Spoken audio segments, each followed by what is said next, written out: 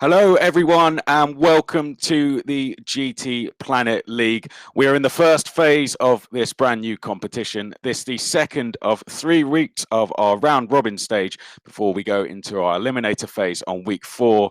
And then week 5, of course, October 20th, is going to be the big championship finale. What is the GTPlanet League? It's 4 of the best sim racing teams in the world going head to head. And at the end of 5 weeks, we're going to crown a champion, the first ever GTPlanet League champion. We've got some changes to talk you through before we get into the racing. Let's go straight in and see how it works. Of course, you would have seen we've got Chaz Drake up with us, and he'll be with us in just a second to help me talk you through how it works. So how do the matches work? 2 4-player teams compete head-to-head, qualifying session, and we've got a race 1 and a reverse grid race 2. Each position is worth 1 point, plus a point for fastest lap. There will also be an additional point for the fastest lap in qualifying, and then we have cumulative points between races. So the points at the end of both races are added together. As for the things to know, spec racing, all players will drive the same car, no tyre wear or fuel consumption, so it's flat out all the way to the end, and the drivers do not know the track that they're going to be racing on ahead of time. Chaz, over to you. Thanks very much, Chris. Pleasure to be here. Now, as you can see, this is how the championship will span out over the 5 weeks. We're currently, of course, on the September the 29th round, the second one in Phase 1 in the round robin stage, as Chris said. Phase 2 will then be the tournament starting on October the 13th with the championship decider on the 20th of October. And don't forget, if you do want to join us for those, do not miss a match. Make sure you subscribe and turn on those notifications. Lovely little prompt at the bottom there, of course, to show you how that is done. Yes, thank you very much, Chaz. I often do forget how to do that, so it's always great to be reminded. But do make sure you're with us throughout this whole competition. That second phase is going to be really, really interesting. Of course, this first phase, essentially what we are doing here is seeding the team. So they're going head-to-head against each other. Week 1, if you're with us, it was fantastic racing.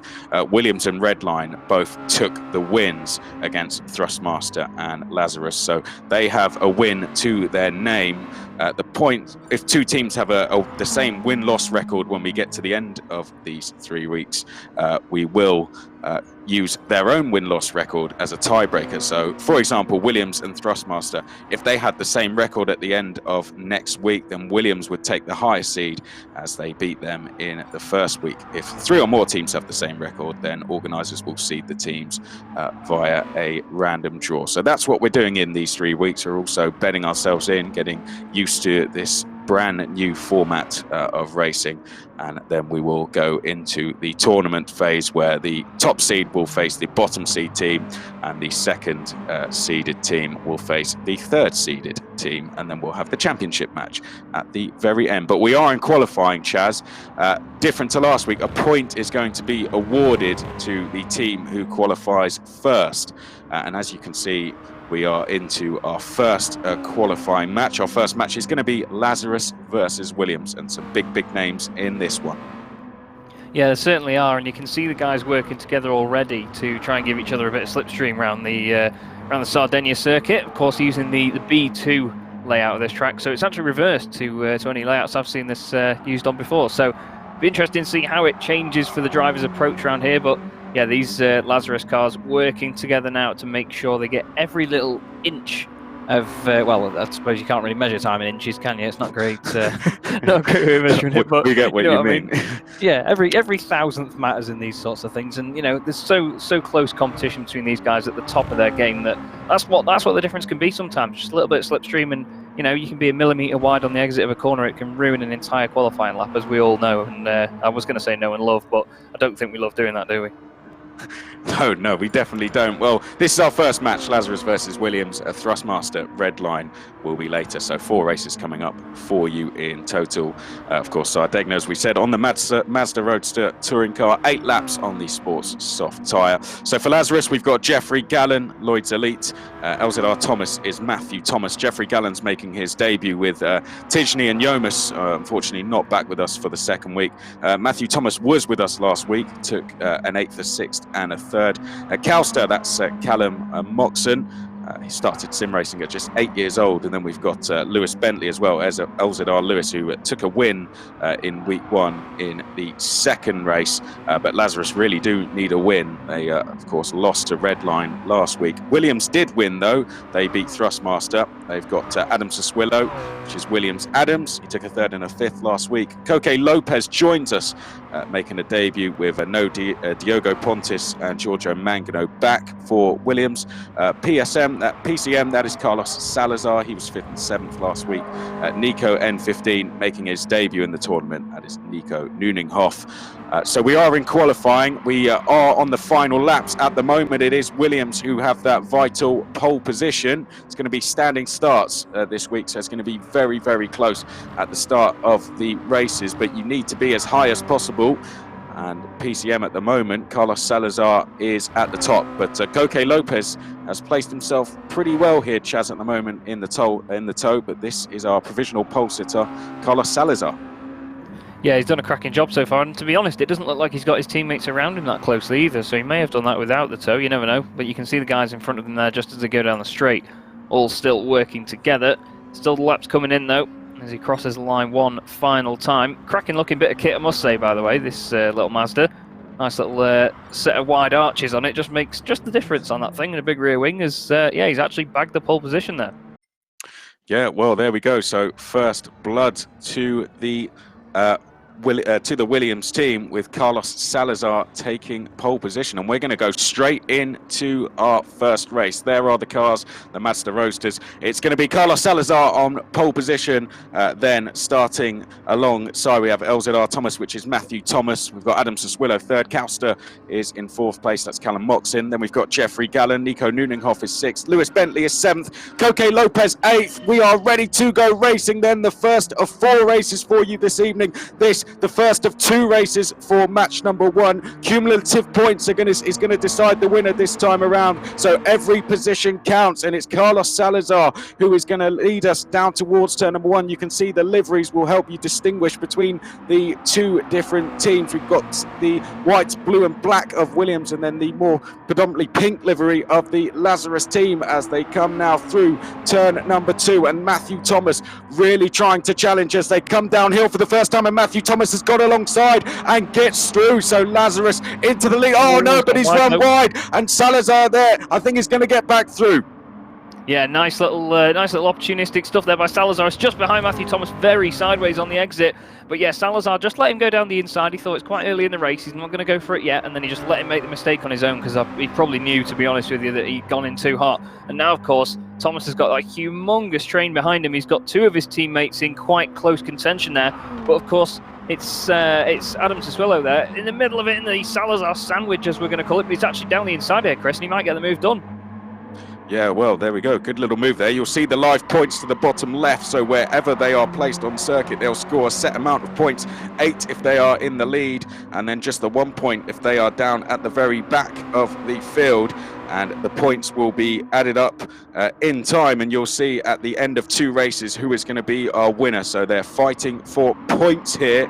And although if you don't win the race individually, it's not about individual winners, it's about performing well as a team, and picking up penalties like Nico Nuninghoff has is really not going to help as we come down to complete lap number 1 of 8. Yeah, you can see them all just making sure they stay in the slipstream there down this really long straight on the Sardinia circuit. There's a penalty, interestingly enough, for our race leader by the look of it. 2.4 seconds here he's going to slow down for, so really nasty for him to get that.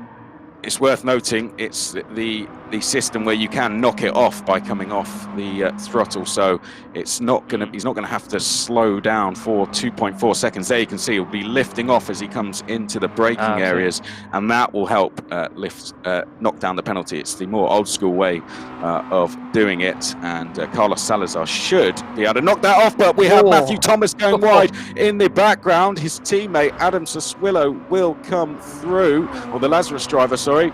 We've got Jeffrey Gallen there, also the Canadian, trying to come with him. So Matthew Thomas has gone into 2nd here. Jeffrey Gallen is now 3rd. Lewis Bentley there is trying to get up the inside as well. So although they have to respect each other as teammates, they are trying to get themselves as high up the order, Chaz, and that's what makes this format so interesting. Yeah, and indeed, and oh, he's coming back down the inside. It's just, well, he's got the place back now. Fair play. It was like the red arrows trying to just fly around him there. It was just unbelievable formation stuff from these Lazarus cars, but he's really got to fight all four of them at the moment. I mean, his teammate's leading the way, but then the other two guys, of course, Williams, Koke, and he's got also his teammate there of Nico. He's just sat at the back as well, so he's not really getting the support he needs right now from these guys, but you can see from the cumulative points as well that he needs his teammates just to gain a few places and get into that mid-pack. But that's really where the scrap is. Look how close they are together down the straight. As that penalty, actually, by the way, for Salazar has got bigger, if anything. Oh, wow, yeah, so track limits, I think, being abused there by Salazar, but Thomas it is who is in second, Siswillo is third, Lewis Bentley is fourth. Yeah, this could be a bit of a problem. If he builds up a big enough gap, he should be able to knock it off at the start-finish line in a real big chunk at the end of the race. Lewis Bentley fourth, Jeffrey Gallen fifth. We've got Callum Moxon-Calster in sixth place on his debut in the league. Jeffrey Gallen also making his debut as well, as is Koke Lopez and Nico at the back there, but not a good debut for them so far. Of course, it's going to be a reverse grid race too, and that will, of course, help them get a good position in that second race, but really they need to be scoring as many points as possible here. Do Koke Lopez and Nico Neuninghoff. Of course, Koke Lopez, multiple podium finisher in the FIA events, but at the moment, not really having a good run of things here. Struggling to get up to speed at the moment, as Callum is going to have a look at the down the inside there, but we go on board with Jeffrey Gallen, Chaz, and this is an interesting situation. He's got his teammate ahead of him. Does he just push Lewis Bentley past Adam Siswillo, or does he have a go at trying to get past himself? Well, that's the thing, really. I mean, if he finds that he's so much quicker than his teammate that he can make a move, it's about where and when he does it, because you don't want to spoil the momentum of your teammate as well and make sure that they stay in the fight. Coming down the straight now, we'll see what sort of hole these cars punch in the air. I mean, I've commentated on MX-5s before, and they can punch quite the hole, but these things, to be fair, it doesn't seem to get a massive amount of slipstream advantage, because obviously this car's further in front as well, so everyone's seeming to be on a level playing field there with that. As of course, LZR Lewis in front of him, Lewis Bentley, as they turn it into the right-hander, he just stops it. Well, he just clips the grass slightly. Got to be careful doing that, though, because as you get on the throttle, you never know. Oh, the rear can come around just like that, and there is the mistake. Well, it's almost as if it's commentator's curse, that. But he loses the place, obviously, to a teammate now. And Koke's gone down the inside as well, and here's Neuninghoff as well. He's barged him out of the way, and it's the wall. Wasn't expecting that. Yeah, Jeffrey Gallen off to the wall, and oh, that's going to change the points. Big style, I think. It's lost two places to Williams drivers out of that, so we will get that updated. But Koke Lopez has now made his move, Chaz. He's seems like he was just being patient and waiting for everything to play out, and now he's struck as Koke Lopez, and he's up to 5th place. Yeah, he's benefited from that massively there, but as you can see, one of your teammates goes off in front of you. It's just, well, it might have just spoilt the concentration of the guys in front, because you know what it can be like when you're racing. If you're in a train of cars and you're all following one another, oh, there's a big moment in front of him there.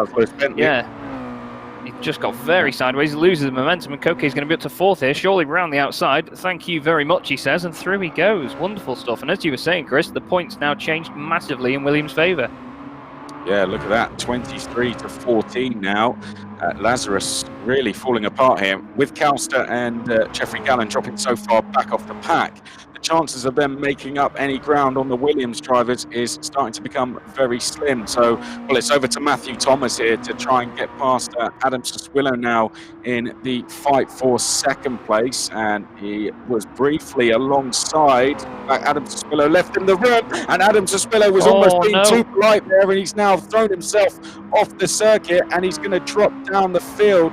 Where did he drop to in the end? 4th place, but now he's under pressure from the likes of Lewis Bentley there, who I think has already got past, and he has. So Lewis Bentley up to 4th place. This will be bringing Calster and Gallen into play a little bit more, wouldn't it?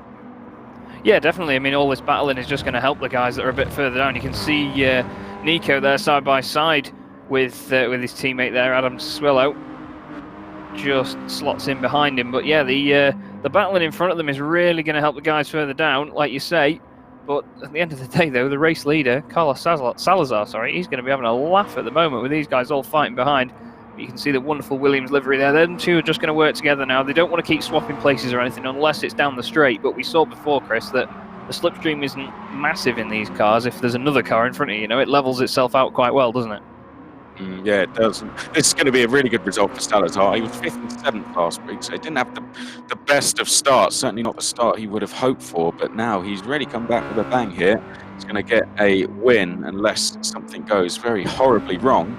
Matthew Thomas is now up into second place. He got better and better last week, 8th, 6th and 3rd, his results. Gradually improved as the round went on, and he's becoming more and more confident. That's showing here. He's second, but Koke Lopez has slowly worked his way through the order, and he's really showing why he has been on the podium at the FIA World Tour events several times, because he is starting to put the pressure now on Matthew Thomas, is the Spaniard, perhaps the fastest rising star in the Gran Turismo scene, and he's going to try and move around the outside. Matthew Thomas just cuts him off there, politely shows him to the edge of the circuit, but Lopez is going to try and dive down the inside, not able to get through, but he still has 2.5 laps to make this one, Chaz. Yeah, he's just showing his nose there and trying to get the move done, but Matthew Thomas, what a fantastic display of defensive driving that was there by the Lazarus driver. And it's great, of course, you mentioned before that the tyre wear and fuel consumption is non-existent in these races, so these guys can go flat out all the way to the end. They don't have to worry about conserving tyres or anything as it gets further and further on, as you see in a lot of the official certified FIA certified stuff anyway. But yeah, he's dropped back a little bit now as Koke, but what a fantastic run through the field he's had there. He's 7th before, and that battle behind is getting extra spicy there.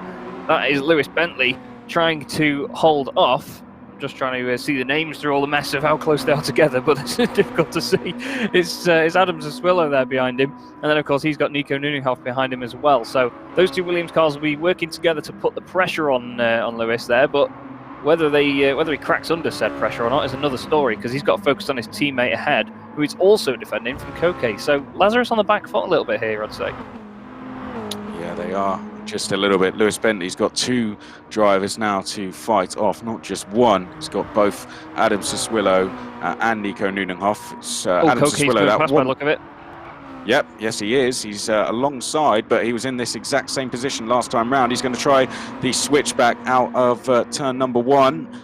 Not able to get alongside though, and this has brought Lewis Bentley back into play, but he is in fact alongside, seemed to get the better run down the straight, and Lopez, surely he's going to complete the move now. Matthew Thomas trying to fight it as hard as possible. He's going to go off the circuit though. Well, Matthew Thomas just trying a little bit too hard there, and he's thrown himself off, and he's going to join teammates Kauster and Jeffrey Gallen at the back of the field there. That's a real shame for Matthew Thomas.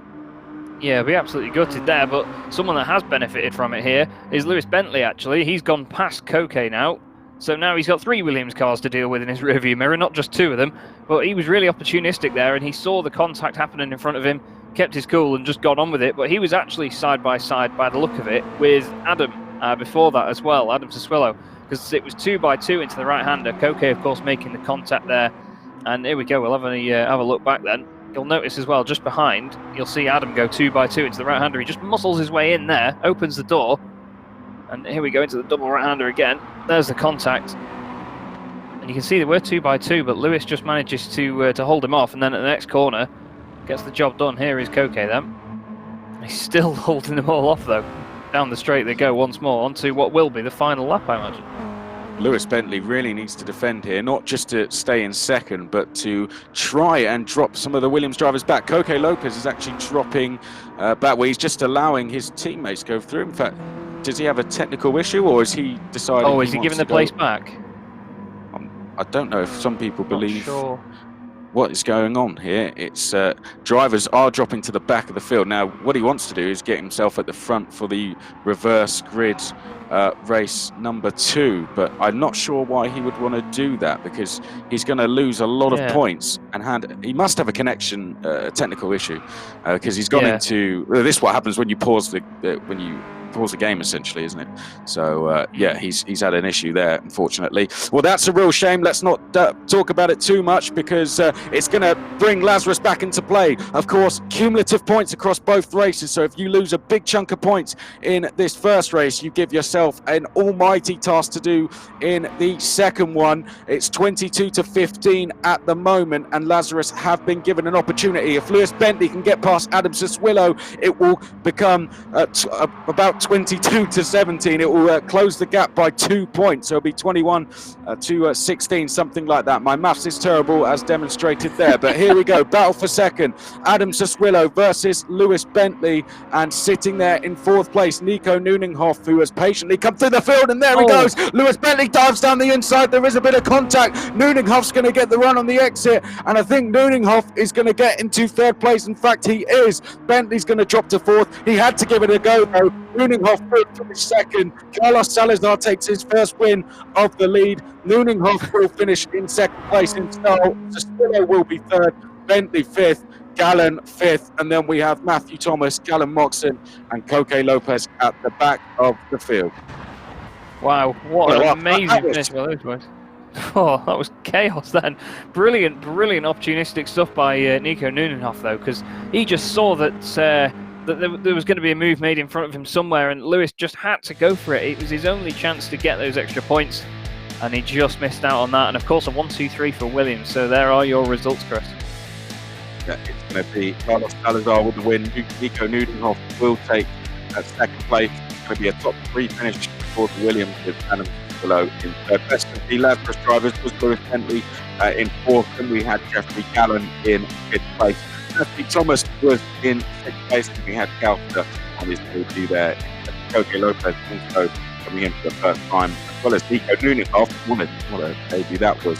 Koke Lopez was eighth place, of course, just the 1 point, and we had the fastest lap go to Jeffrey Gallen. Well, what a race to get us underway there, Chaz. Of course, we didn't get to formally introduce you on camera next time. That's what Chaz Jacob looked like. Can you believe it? Fantastic first race, though. Brilliant racing all the way to the end. We had incidents, we had late drama, and we had a very comfortable winner in Carlos Salazar. Yeah, Salazar just drove away with it, just completely went. He had pole position. He had the confidence then from that to take the pace into the race. And of course, once you've got that as a sim racer, you just know, you just switch off anything that, anything that's going on behind you. You don't look at your rearview mirror, you just drive away. And that's exactly what he did. He did a cracking job of it as well, I must say. Of course, his teammates, though, making it a 1-2-3 for the Williams team. So they're going to be really happy about that going into this next race tonight. Well, Williams, they got their season off to a brilliant start. They got a win last week. Lazarus didn't. So really getting a win here for them is vital to seed them higher for that tournament round on week number 4.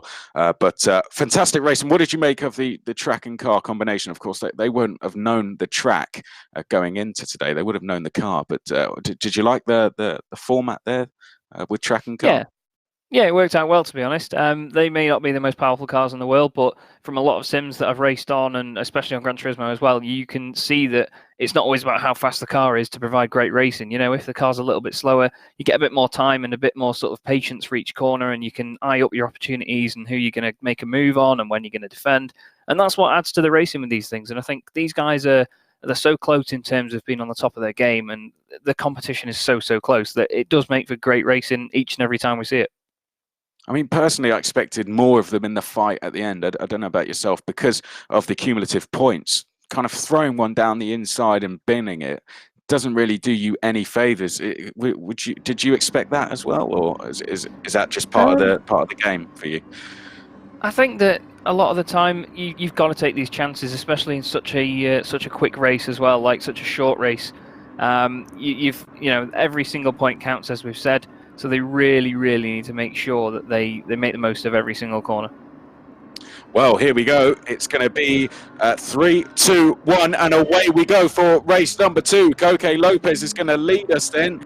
some issues or something like that in the first race, but he's going to take pole position. This a reverse grid, so Callum Moxon, Gouster there will be second, Matthew Thomas will be in third place, and then it will be Jeffrey Gallen in fourth, Lewis Bentley fifth, Adam Soswillo sixth, Koke Lopez under a lot of pressure from the Lazarus team as we go through turn number one for the first time. He had one either side briefly there, but he's done a great job to hold off the pressure at the moment, and he's going to lead the charge for Williams, who are ahead in the points. Of course, this is the final race of this match, so it will be decided at the end of this. Whoever has the most points will take the win, Chaz, and it's Koke Lopez leading at the moment. Yeah, he just needs to keep these Lazarus boys at bay for the first couple of laps or so. So the guys behind him, you know, his three teammates are at the back of the field here. So they just need to watch what's going on ahead of them and just try and identify their opportunities and not let them get away. But Koke's coming under all sorts of pressure here already. He's got Matthew Thomas down the inside of him, then into the long left-hander. And of course, with it being a cambered left-hander as well, it's quite curved. They're going to have quite the advantage with the inside line as Koke is pushed out wide. And now Jeffrey Gallen has gone down the inside as well. And also, Lewis Bentley has gone through as well, according to the timing anyway. Got back in front now as Koke. So plenty of position swapping already. But it's going to be interesting to see whether Matthew Thomas can run away with this at the just like his counterpart Carlos Salazar did in the first race. Do you reckon he could do it, Chris? Do you reckon he can run away, or will this battle stay with him? His results suggest he will, because 8th, 6th and 3rd last week. It didn't quite end for him from so well in the first race, but he's definitely capable of doing so, and he's put his team into the lead, crucially in this second and final race. 39 points to 35, with Thomas and Gallen both getting past Lopez. They now lead as a team, and Lazarus really need this. They lost last week. Oh no, but Matthew Thomas has gone wide. Oh dear, he's got away with that one there, Chaz. As it seemed Gallen reflected his mistake, and most of the field did as well. But, well, I think he can take a deep breath and say, I got away with one there. Oh, but he's done it again! Matthew Thomas, can you believe it? He's off, and he drops all the way to the back of the field. Disaster for Lazarus. Yeah, it really is. I mean, one of the Williams cars goes straight on there. I think there was a bit of contact involved. That was Adam Soswillo. I think he might have had a bit of a tap, either that or he just let go of his wheel or something, because that went very unnaturally straight on there. Straight on into the wall, and that's put him down to the back of the field now. But yeah, like you say, Matthew Thomas, 2 mistakes in very quick succession there. I don't know whether he just doesn't like turning right or something, but here we go. We'll have a look. This is what happened a bit further down. This is Adam Soswillo, isn't it? Let's have a look. Side by he's side. On the outside. And Gouster. Well, I don't know what happened there. I don't know if that was something with Gouster's connection and it seemed to lag him into him, or if there was genuinely a tap. But a strange one. But Adam Soswillo's at the back, and the points are changing all the time. Adam Soswillo now no real chance of making any positions back up, so it's an absolute disaster for him. But in my opinion, I don't know what you think there, Chaz, but I just think he was a bit unlucky in that case.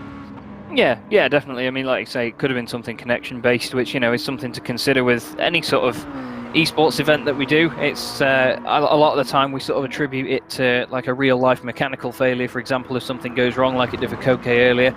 But speaking of the devil, he is right behind the Lazarus driver now. Jeffrey Gallen down the inside. He shows his nose into the right-hander. He's done this before, and through he goes. I mean, we've not seen anyone get the move completed so early on in that corner, but it looked like Gallen just sort of went, nah, go on, son, you can go through. I'm just going to follow you and see if we can break away here, because that could be a good thing to do, to be honest. I mean, you saw what his teammate did before. When you're the lead car, you know, the pressure's on and you've got to set the pace in front of everyone. If you're following the car ahead of you, then, you know, you get a bit more of a reference to your braking point, where to turn in. You shouldn't need that, but, you know, it just makes life a little bit easier, doesn't it, when you're in a pack like that? Oh, 100% it does, yeah. And look at the points, of course. They had a 2-point lead, Williams. Now they've got a 4-point lead. It's 39 to 35. The points being updated live and manually, by the way. So great job by the GTPlanet team behind closed doors, who are, of course, getting all of this updated live in time for you guys to see. It's 39 to 35 points at the moment. So Koke Lopez, if he can stay in the lead, then he should bring his Williams team home to take victory. But they're queuing up behind. We've got Jeffrey Gallen, we've got Lewis Bentley, and we've got Gouster, and Jeffrey Gallen strikes first down the inside, and he gets past Koke Lopez. That's going to reduce the gap now to just 2 points between Williams and Lazarus. Lazarus didn't win last week. They desperately need one this week as we come down the straight. And there you can see 38 to 36 points. But Koke Lopez, he's going to try and come back down the inside. Lewis Bentley could give his teammate a push here, and that's exactly what he's doing. And Lewis Bentley pushes Jeffrey Gallen back into the lead. Fantastic racing. Yeah, really good scrapping by these boys here. They're really showing what it's all about. Side by side still for the lead. They're almost 2x2 there as well as they go around the right-hander. They're 3x3 nearly. They've got 3 Lazarus cars on the right, the Williams cars on the left. Amazing stuff. Oh, he's gone wide though, and they're 3 wide. He's going to get it around as contact. As cars go flying around. The number 69 complete spin there. He's going to save it. Nice recovery, but I tell you what, that is not going to go down well with the rest of them, and that means now this man, Koke, is in the lead. Well, we've got a penalty for Salazar, and that is an absolute disaster for Gallen. Really disappointed to see Gallen go round. And yeah, more contact, as you said. That was Callum Mox in there, Calster. He is having a little bit of contact this evening, but at the moment, you can see just a bit of a connection issue for him. I think that's causing 1 or 2 problems for some of the drivers out there. Down the inside, Nico Nunenhoff is going to come past Koke Lopez. Calster goes with him. This is going to be, I wonder what the point situation is. Well, it's 41 to 33 for Lazarus at the moment, but an update will be coming once again. That penalty for Salazar, though, that's going to allow Gallen to get back past him. Here's Lewis Bentley, the race leader. Straight 1-4. Nico Nunenhoff, what a night he's having, Chaz. He's in second place with a chance of winning this one on his debut in the GTPlanet League. Yeah, he's just been flying back through here, and of course he's getting back into the thick of it for a fight for the lead now. So he's got the slipstream down the straight. He's having a fantastic run into the left-hander before the switch to the right. Oh, a bit of contact there as well. Unsettles the car. He's lucky not to go on the grass, but of course he's got Callum now on his right. Whoa, he's gone over onto the grass as well.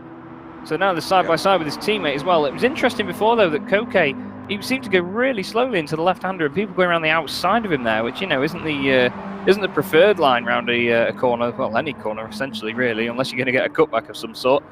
But we've got Lewis then leading the way. This scrap's still going on. You've got Calster in second place, Koke in third, and then fourth place is Salazar with Nunenhoff in fifth. But of course, the penalty overhanging at the moment for Salazar. He's got 2 seconds to give back. But the points still very much tell the story. 39 to 35. Williams' favour, of course. But it's so close between these two. I was going to say, I think this is down to Gallen here and Matthew Thomas. They're 6th and 7th. If they can make some progress and get past the likes of Nico Nunenhoff and Salazar, then it's going to swing in Lazarus's favour. An overtake between 2 different teams has a 2-point swing, essentially. So it's only a couple of positions which will draw the 2 teams level. And Lazarus do need to make that happen in the next 3 laps. As there you can see, Gallen's going to try and move down the inside, bit of contact, but he's going to take the position. I think is he going to allow Nico back through? It was a little bit robust, but he's gone through anyway without a penalty. So Gallen is up into 5th place then as we come across the line to complete lap number 5. We're on lap number 6 of 8 now. This is more like it. This is a fantastic race. All 8 drivers pretty much together here. 3 laps to go. Hardly any points in this one. And we'll see the points come down even more with that move from Gallen. There you can see 38 to 36 it is now. So all we need is Matthew Thomas to get past it as well. And that will draw us level. But Bentley is leading out front at the moment. And look at, I was going to say, Chaz, you can see Salazar. He's almost knocked off that penalty there.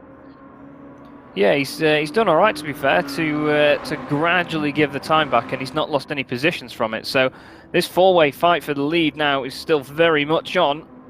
But it's like you say, the gap now, the points are actually tied as it stands at the moment. That's just how close this is.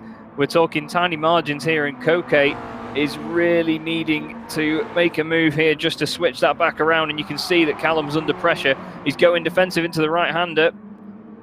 Still not quite got it done though as Koke, but they're just putting the pressure on. I think, to be fair, the best thing for them to do right now is just pile the pressure on with a couple of laps to go.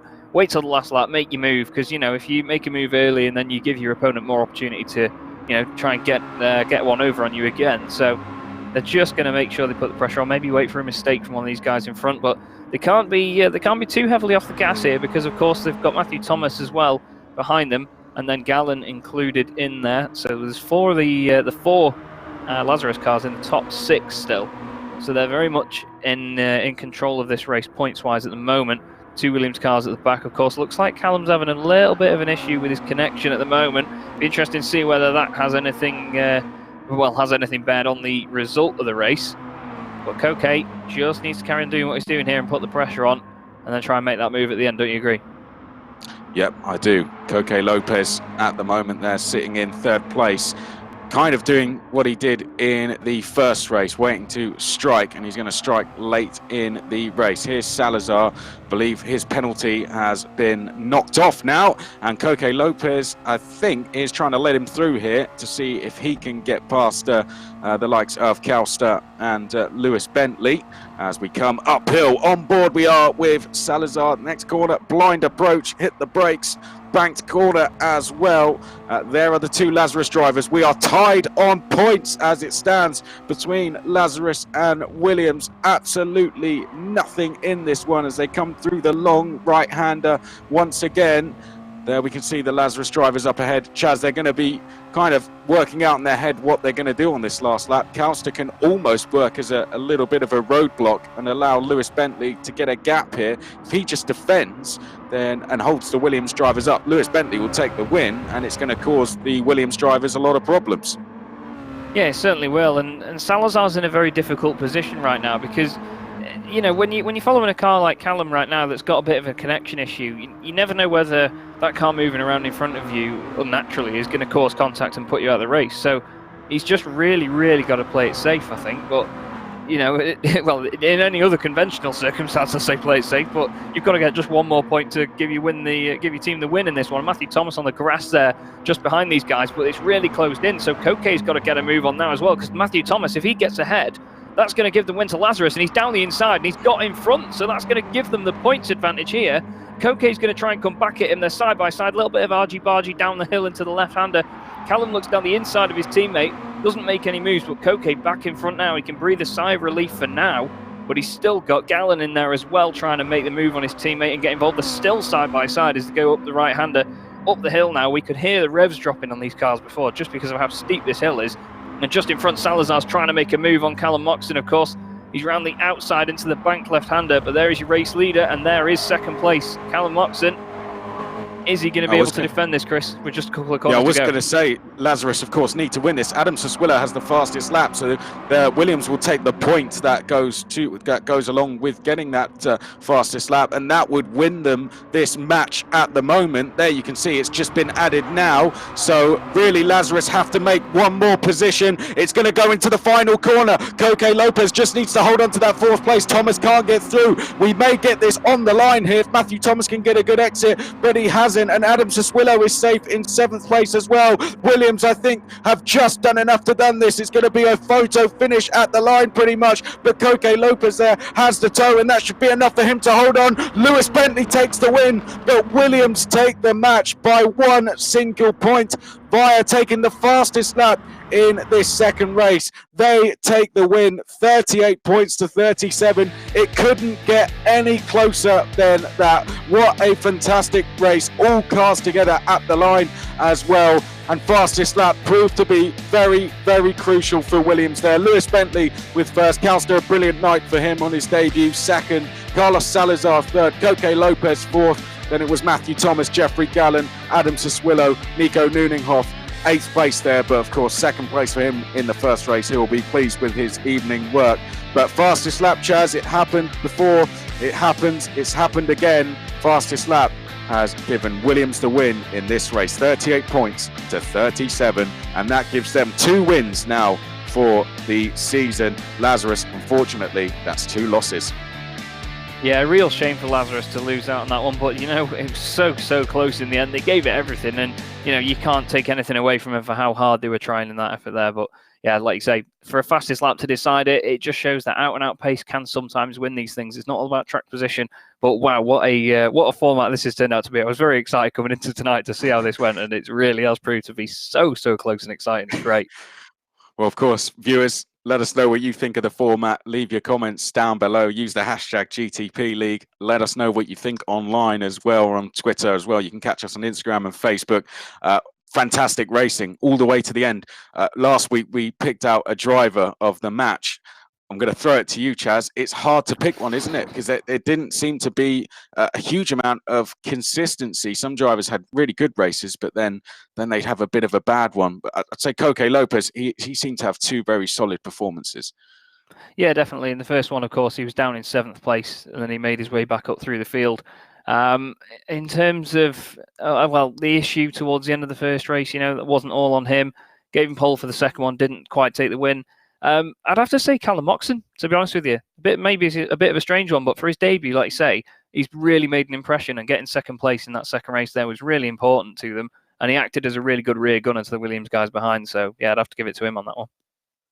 Well, there you go. Causter is the driver of the match. It doesn't really mean anything. It's just something us commentators have decided to come up with. Why not? He'll be praying that's one extra point or something, won't he? Yeah, maybe it is. That's when bribes start coming into play, don't they? Yeah. But fantastic. This is turning out to be a fantastic round robin for the Williams. They got the win last week. They got another one this week. They're in such a strong position now going into the final week. And what it does mean, of course, is Redline. There's going to be a lot of pressure on them. They took the win last week. They now really have to take the win again tonight, and then it will be a decider between those two to see who takes top seed going into next week.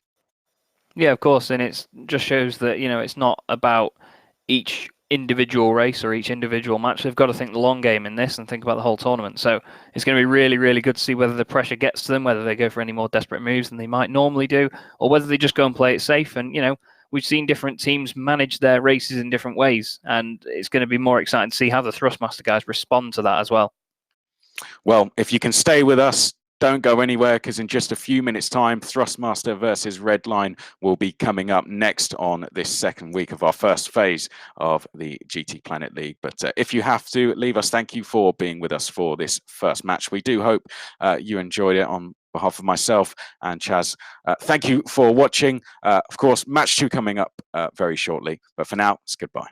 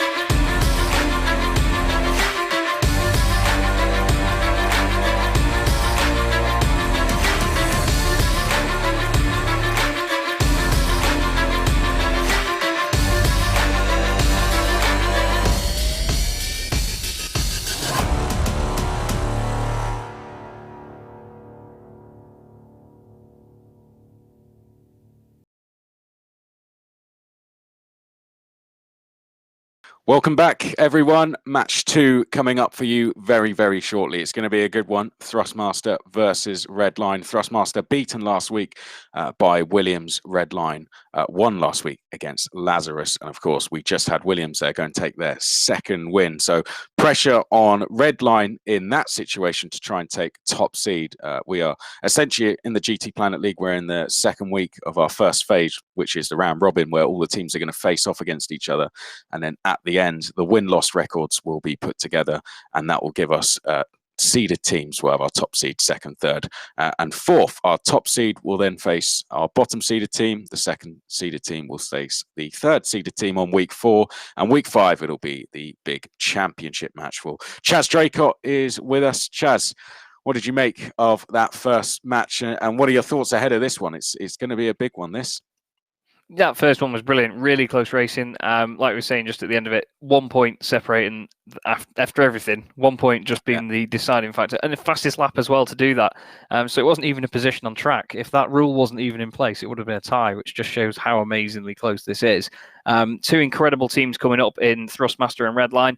And, you know, on a track like we've got in front of us here, as you may have seen from qualifying, Nürburgring Grand Prix circuit, what a feisty little race this is going to be as well, using the little Toyota SFR racing concept cars. I'd never heard of these cars before this round, and I've been watching them qualify, and they're brilliant little bits of kit, aren't they?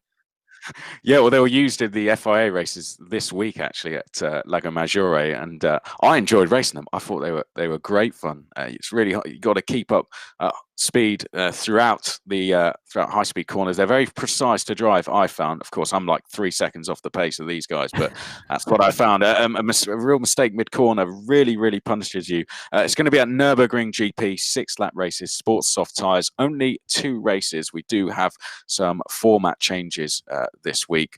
Cumulative points across both races, so every single position counts, and after 2 races, a qualifying session, and 2 fastest lap points, it came down to just 1 point there for Williams to take the win. Let's get in and look at some of the driver lineups for you and introduce our teams. Of course, we're going to introduce Thrustmaster first. No driver changes for them in this second week. So we've got Nicholas Rubelar, of course, FIA GT World Tour winner. And to your left of screen there, Angel Inestrosa, 7th and 8th for him last week. Adriana Carazza, podium finisher at the first ever FIA GT Championship in Monaco last year. He took a win last week as well, along with a 6th. We've already talked about Nico Rubelar. Then we've got Randall Hayward there, GTPlanet Endurance Series champion. So he knows us here at GTPlanet, and he was 4th and 2nd last week. So had a good run of things. Very strong team is that one, Chaz, and I'll hand over to you to talk us through Team Redline. Yeah, Team Redline, a team that usually don't need any introduction in the sim racing world. Very formidable force, and with them tonight is Adam Tapai, of course, finishing first in the FIA Gran Turismo Championships World Tour in Austria last year. Then you've got TRL Manu Rodri, a name that I used to struggle to say, Manu Rodriguez. Then you've got TRL Perpi Fernando from Spain, who finished first in the Nissan GTS tournament in 2017. Quite an interesting one. And then, of course, someone, if you know Gran Turismo, you know Mikel Hazal. He's a fantastic driver and a very dominant force within the Gran Turismo World Tour events and, of course, the Nation Cup events as well. He's just, well, he's really someone that doesn't need a lot of introduction, is he really, to be honest? No, not at all. It's good to have Adam Tapai with us. Couldn't make it last week, so Lars van Vark jumped in to replace him. In terms of results last week, Manu Rodri took 2 wins and an 8th. It was a 2/3 and a 4th for Fernando, and 2 seconds and a 7th for Mick Hizal. So very consistent. They're going to be hard to beat. We found that out last week, and it's Thrustmaster who are going to take them on this week. We've already had a point go the way of the Redline team for taking pole position.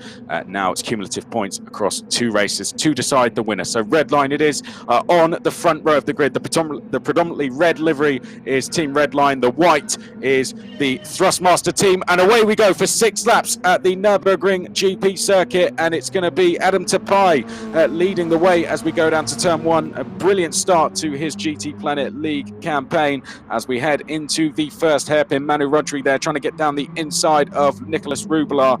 And he has completed that move, it seems. Rubelar may try and get back at the left-hander and is going to draw back alongside. Adam Tapai still leading. And we've got now going into the 3rd corner. Looks like Nico Rubelar is back through. They're on the sports soft tyre, by the way. There's no fuel or tyre consumption. It is flat out all the way to the end, which is good to see as we come now down to the left-hander. Good to have the standing starts as well in this week, Chaz. I think it's keeping the pack very close in these early stages. Yeah, it adds a little bit more of a skillful element into these races. You know, we've all done a rolling start every now and then. In my opinion, they're not as much fun to watch either, rolling starts. You know, when it's a standing start, you can easily bog down or get an absolute lightning getaway, really sort your reaction times out, and you can make a good couple of places off it. So, yeah, it's nice to add that in. It looks like, of course, you have Adam Tapai leading the way at the moment. Then I was going to say he was sort of starting to break away with it at the moment, but Rubelar's really starting to reel him in already. Fantastic livery on that Redline car, by the way, as well. It looks absolutely stunning. And I must say, these cars are growing on me already. I did think it looked like a bit of an angry anglerfish when I first saw it, but it's really grown on me quite quickly. Oh no, I think they're great cars as we come through the right-hander and onto, I guess, what you could call the back straight now as we start to work our way uphill. If you missed the first match, bottom left of your screen, that's how close it was. It came down to just 1 point. It was the fastest lap we had to add to Williams to avoid the points being tied. So fantastic stuff, and life points will appear there as we go across these two races.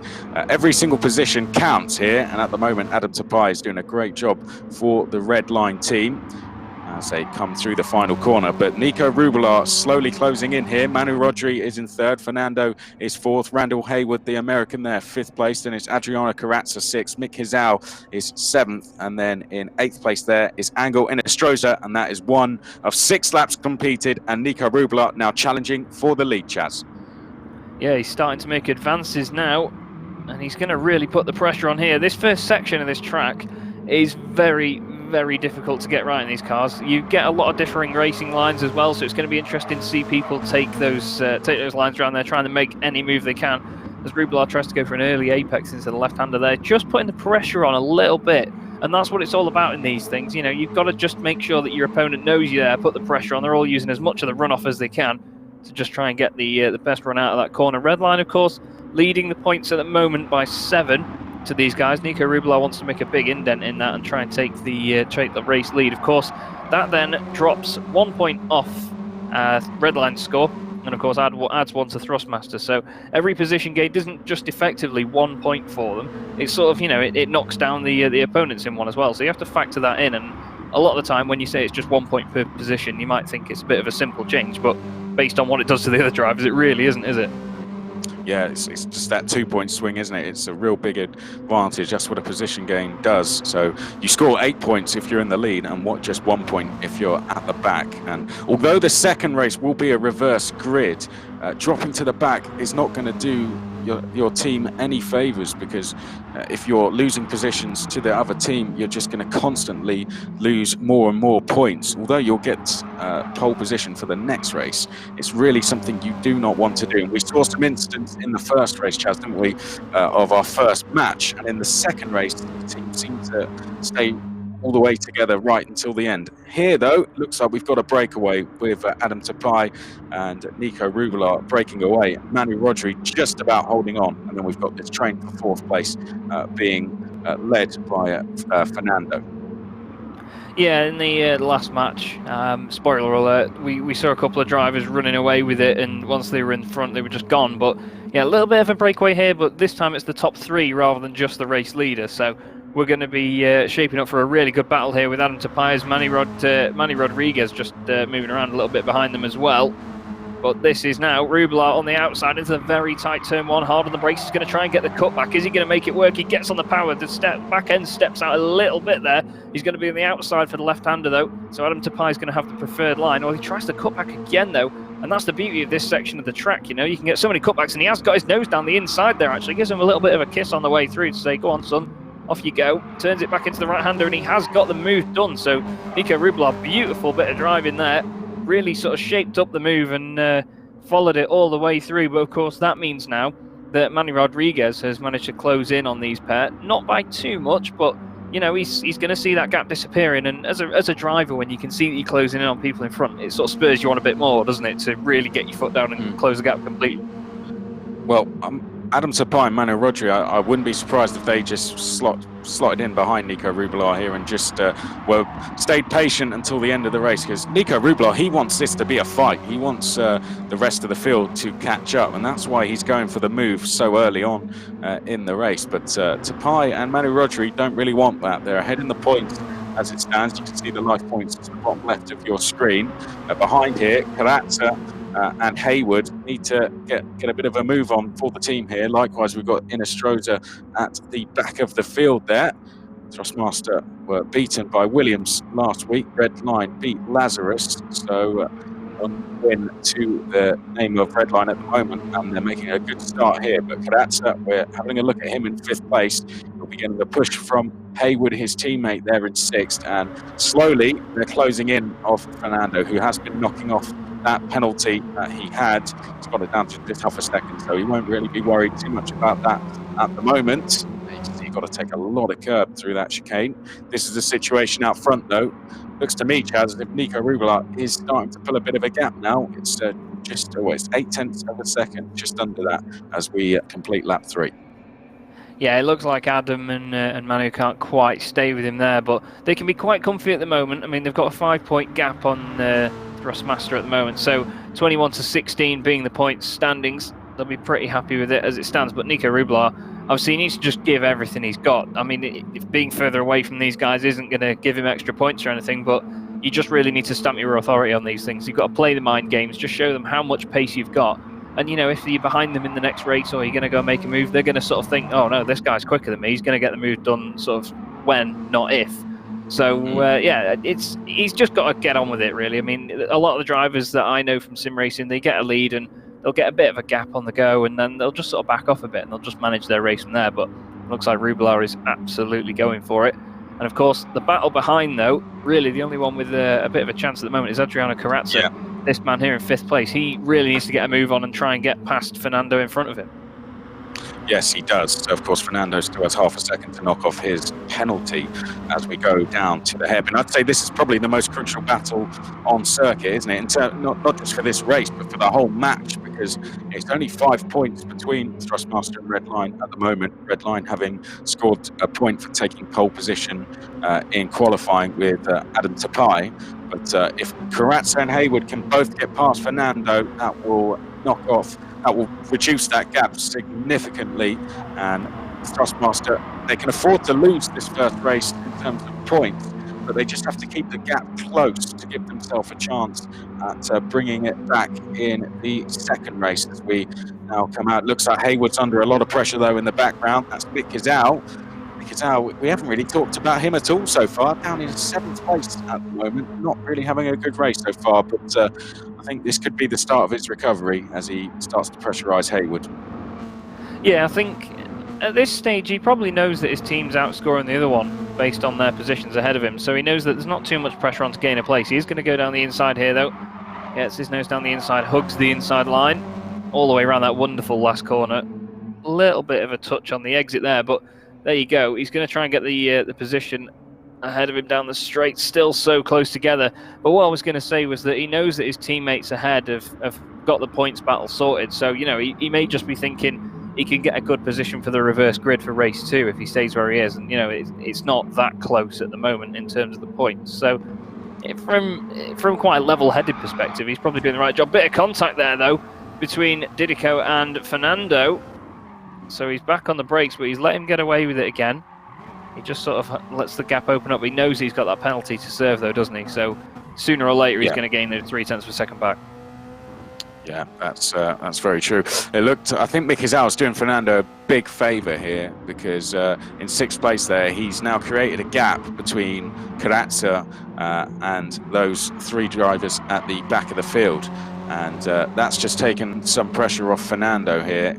Means he only has to defend from Carrazza there in 5th place, but Gazal is now starting to get his foot down. He's starting to close the gap here to these two, and there's Fernando's knocked off his penalty now.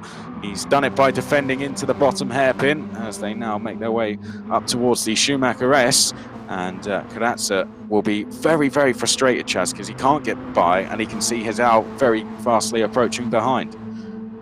Yeah, it's a bit of a tough situation for him to be in at the moment. He's gone from having the safety of a teammate behind him, and you know there was the potential that Fernando could make a mistake and they both go past him, but that's not really going to happen now. And of course he's got to worry about Mick Gazal, and out of all people you want to worry about behind you, I don't think Mick Gazal is one of the first people I'd choose, if I'm honest with you. It's quite a pressurising place to be, isn't it, really?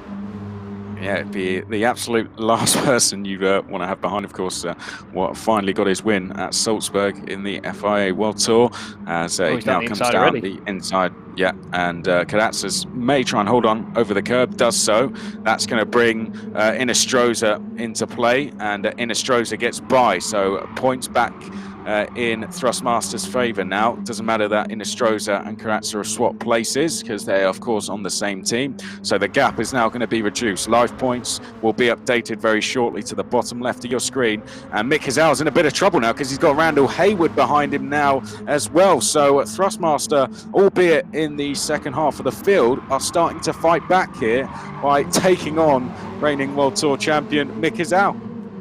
Yeah, they say there's safety in numbers, and it certainly seems that way at the moment. Of course, the battle with Carrazza, there was a bit of contact as they came out the chicane. That put Gazal onto the grass. and then through came Inestrosa. He just thought, well, if you boys are going to go ahead and do that, I'll just pop on through. Thanks very much. But Hizal certainly not slowed down, though. He's going to want to get back past Inestrosa now. But this is the battle to watch at the moment. The other guys all spread out a little bit more now. Of course, Nico Rubelar still leading the way, but Hizal really putting the pressure on now through the right-hander. Oh, he's gone a little bit wide there as Inestrosa, and that means Hizal's going to get the better run down to the hairpin. I don't think he's going to be close enough to make a move. But over the course of this last lap now, though, Chris, he's really going to be putting the pressure on, and I reckon we may see a move right towards the end. Yeah, Inestrosa, I think, will probably try and get on the defensive here. It's 8/10 back to Randall Hayward in 8th, so it would need a big fight for him to close in Mick Hizal and reduce the gap, well, reduce the points to 20 points for Redline and 18 points for Thrustmaster. But that looks unlikely because it seems Mick Hizal has almost given up the fight and trying to move any further forward. He seems happy enough with where he is, and they're going to take a 4-point lead, our Redline, into the next race. In fact, make that 6 with an update just coming in there. Up ahead, Nico Rubelar still leads the way from Adam Tapai, and we're going to check in with that now. There you can see created a nice little gap for himself of 1.7 seconds as they now go over the chicane and up towards the final corner. Nico Rubelar, well, he's scoring valuable points for his team once again on week number 2. Although they're behind, they are going to take the win. Nico Rubelar across the line, the Chilean once again finishing out front. Adam Tapai will be second, Manu Rodri will be third, and it's going off behind, and Adriano Carrazza trying to get past Fernando, and he's done it at the final corner, just about. Carrazza there, where did that come from? Popped by Fernando right at the death, and Fernando drops to 5th, and there you can see the points now, 21 to Redline, 17 to Thrustmaster. Well, that was looked a little bit naughty across the line there, didn't it? He must have made a mistake or something somewhere there, Fernando, because he was quite a while in front of those guys, and then all of a sudden he wasn't. So there is your race winner then, Nico Rubelar. Fantastic result from him. He got the move done quite early on and then drove away. Behind him then Adam Tapai and then Manu Rodriguez rounding out your podium. You've then got, of course, the man of the moment there. That's Carrazza in 4th place, just finishing ahead of Fernando. A little bit of a bump across the line there, a little bit naughty in my books, but it adds to part of the fun, I suppose. Then you've got Inestrosa finishing 6th ahead of Mick Hizal, and then rounding out the 8 drivers in that race, then we have Randall Hayward. But as you can see from the bottom, only 2 points separating them there, Redline ahead of Thrustmaster. So it's all going to be down to just a couple of places in this second race, Chris.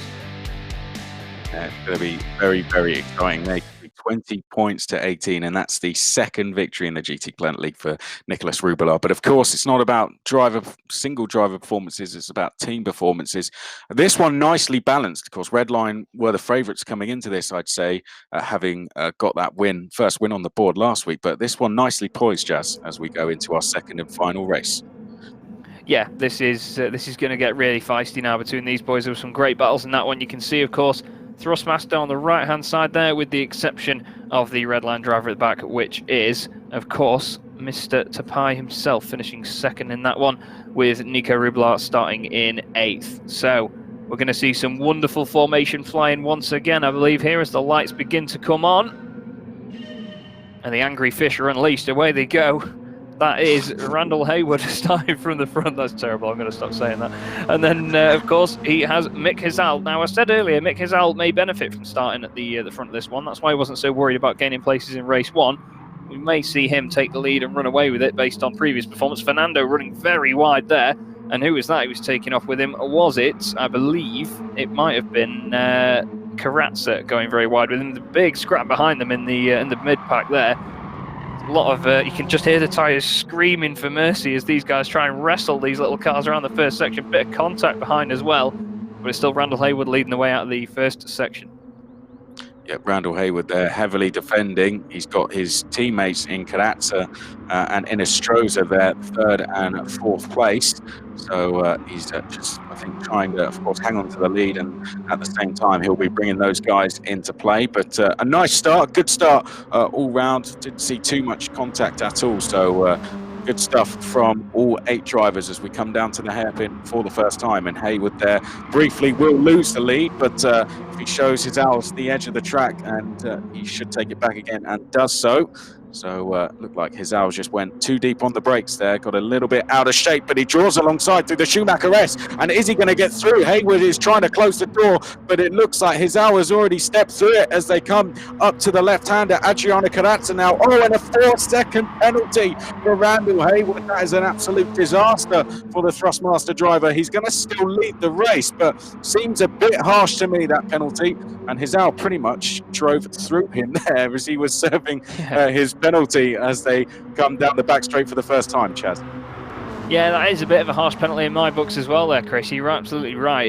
It didn't seem completely necessary, but, you know, he's got to take that and deal with it. We've got 3 Thrustmaster cars on the right and then 3 Redline cars on the left. Mick is out, still in second place somehow. This battle is going on and on, but into the lead of the race, of course, Carrazza really taking advantage. He's just got a half-second penalty as well, so they're really getting thrown out at this point. Thrustmaster are going to be fuming with these penalties being launched about, but Mick Hazalt still second place, even though it's a different Thrustmaster car in front of him. They're all kicking off in the background as well.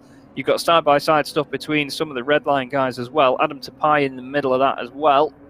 And then Fernando has dropped down to 7th place. Nico Rublar hasn't made any strides though at the moment. Our race 1 winner, of course, still in 8th position. But look at Mick Hazalt now putting the pressure on. A little bit of a bump in the rear there of Carrazza. Doesn't gain anything from it though, so nothing wrong doing in our books there. And then round the left-hander. It's a very difficult corner, that left-hander, because it sort of goes over a crest and then back downhill. So the grip sort of comes to you as you get into the corner, and then while you're going past the apex, it sort of disappears as the car goes over the hill. So it's a bit of a tricky section, really, because it looks quite flat on the TV camera like this, but when you're driving it, it is quite sort of oscillating, isn't it?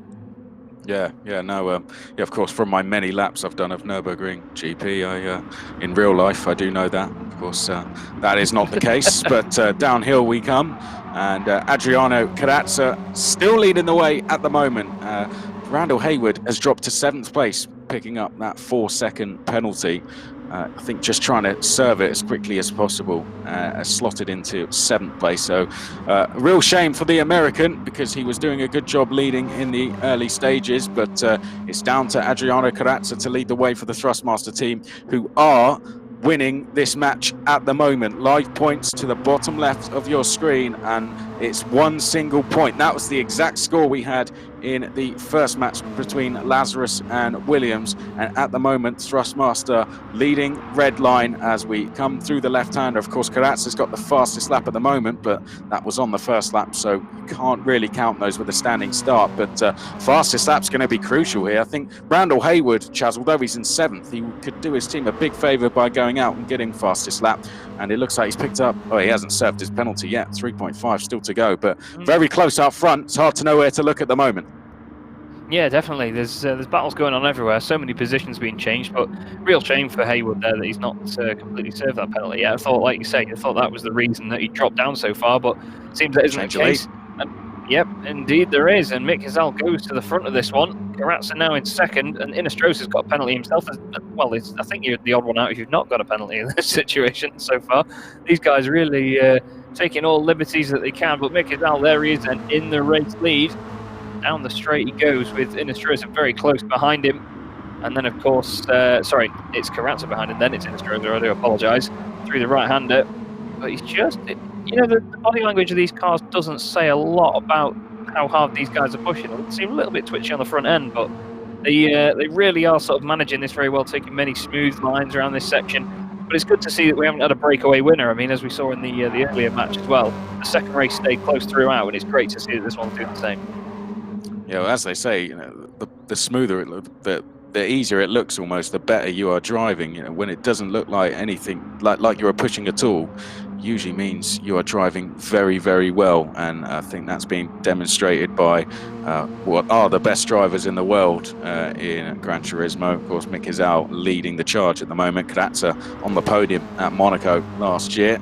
Drove fantastic on that day, and he is in 2nd place.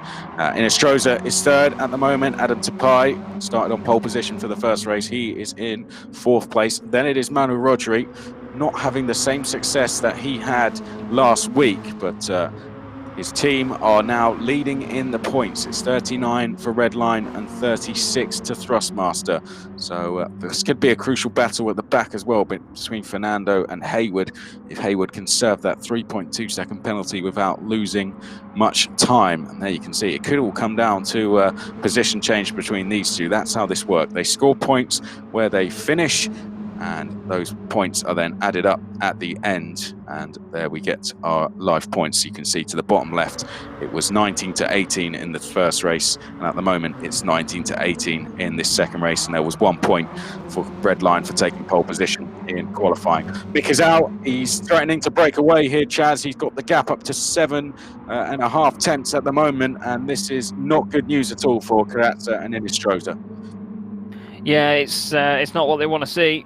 They didn't want to see that German driver get ahead and run away with it. But at the moment, though, they've got to worry about the guys behind them as well, of course. They've got two of the Redline cars in close succession behind them there. That's Adam, Mr. Tapai, just behind them. And then, of course, Manny Rodriguez in close proximity to him. Nico Rublar trying to get involved as well. It looks like he's actually gone down the inside there and got the move done into turn one. So I eat my own words very, very quickly. Nico Rublar proving me wrong there, but you see Mick Hazal leading the way and starting to run away slightly here. There is third place Inistroza with Karatsa just ahead of him then, and his teammate. But it looks like... I was going to, sorry to cut you off there, Chaz. I was just going to say, I'd instruct our director to head to Nico Rublar, because he could be the one that plays a big part here, as I think we were about to see a move from Adam to Pine. No, we aren't. But with that move that you just talked about there, that's going to bring the gap down further in live points. He could be the one that helps Thrustmaster to a victory here. He's got Adam Tapai ahead. He can get past Adam.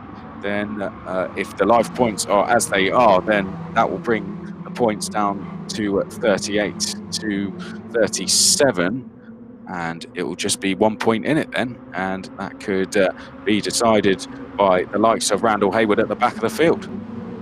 Yeah, definitely. I mean, this is one of the things I've grown to love already about this series, is that it's not all about the positions at the front. You know, there is no sort of bearing on whether you're battling for second and third or whether you're battling for seventh and eighth. Each position matters, and that's why you've got to give it everything. So none of these guys have chance to let off or anything. You know, they can't be further down the order and just think, oh, well, I'll just take it easy now. It doesn't matter if this guy overtakes me, because every single point in this matters. And we've seen from the other match before, and in this one now, just how close it can be. It'd be interesting to know whether the live points we have there include the fastest lap or not. I was just thinking that a moment ago. Yes, they do. Have it confirmed, yes.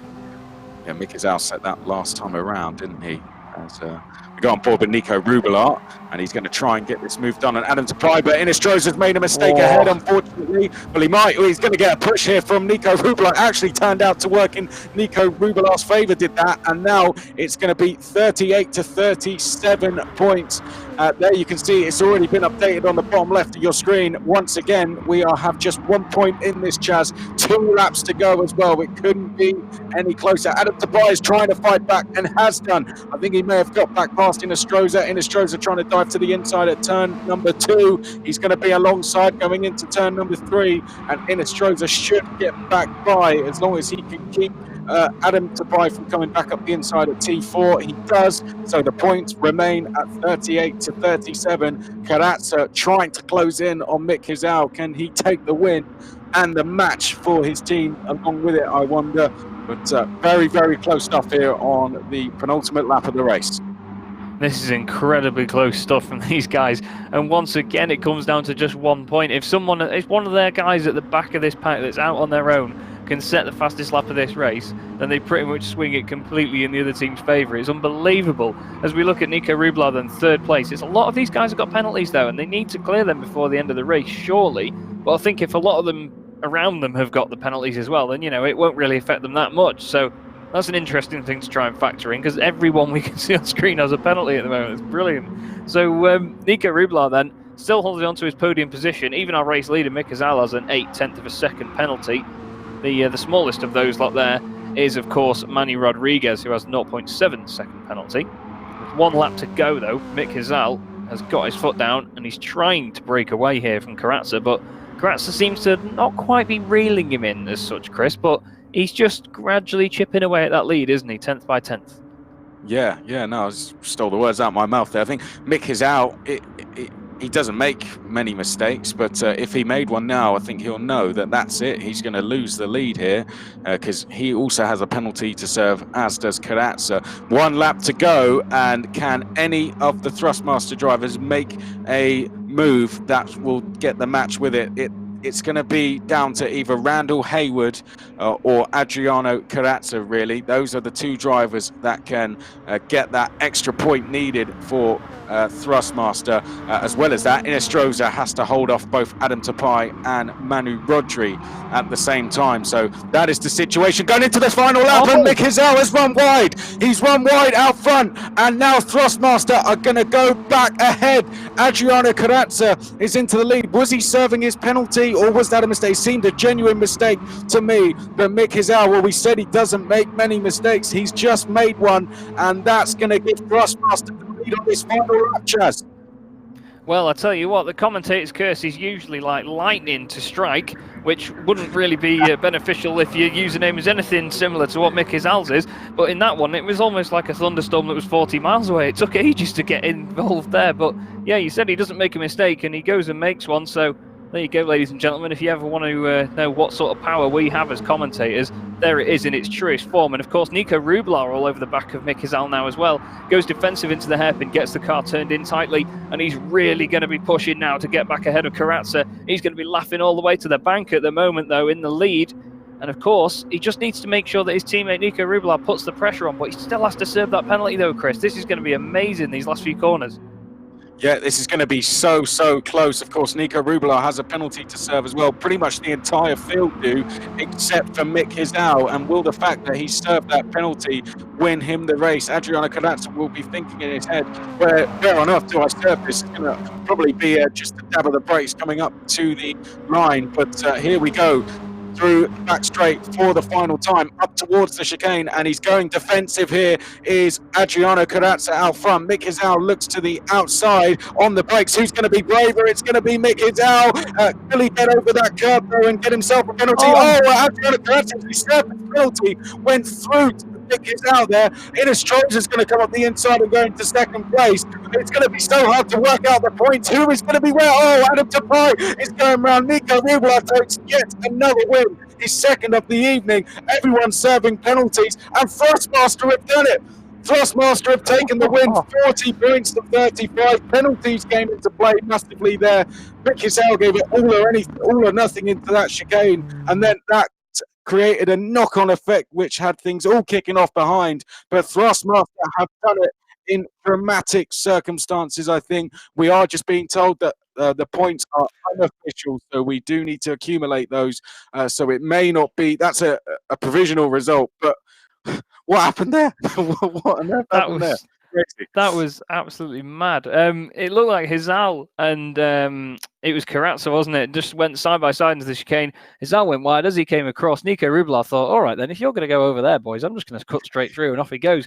Behind him, there was a battle between Adam Tapai, and I believe it might have been Inestrosa as well that got involved in that. I'm having to check names here because there's so many of them that were involved with it. Inestrosa and Adam were side by side going into the final chicane. Looked like Adam didn't get a very good run. Inestrosa went through as well, and it ended up being a top 3 for Thrustmaster. So it's a massive swing of points in the last few corners. So we've just been told now as well that these are the results and the points. You will see, very controversially, at the bottom of your screen, overall, Redline win it by 3. Wow. Well, there we go. That was Nico Rublar takes the win. That's his third of the league. Hizel second. Manu Rodri, where did he come from? He jumped up to third at the end there. Inestrosa fourth. Carazza fifth. Adam Tapai sixth. Fernando seventh. Hayward was eighth. So he wasn't able to capitalise and get past Fernando or Adam Tapai, who had a half spin, but all went off at the end there. Manu Rodri, was he, I wonder, the driver who was just able to gain that extra position to help Redline to victory? It was something that we may never know. It all happened very, very quickly. But that is the beauty of this format. We didn't even know who won as they came across the line. Well, like you say, the penalties did come into effect there quite strongly, and I think as they all crossed the line and those penalties got applied, well, it was 3 Thrustmaster cars on the road as a 1-2-3. That's what knocked them down the order, and of course the Redline cars hopped in front because of that. So just goes to show, if they don't serve it over the course of a race, cross the line, and you're going to lose so many places in such a close race as well. Those guys were all within like 3 or 4 seconds of each other, and it's amazing to see that it was like that until the end as well.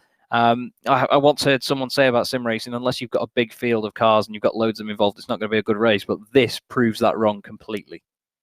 And the format, it's like you said, I think you said it in commentary, every battle counts. The battle for 7th could be the crucial battle. The fastest lap, even getting the fastest lap, could be the thing, as we saw in our first match, that swings the entire two race match. So it comes down to, we had a tiebreaker in the first match, so the fastest lap decided the winner. This one, only 3 points, so it couldn't be any closer, could it? No, definitely not.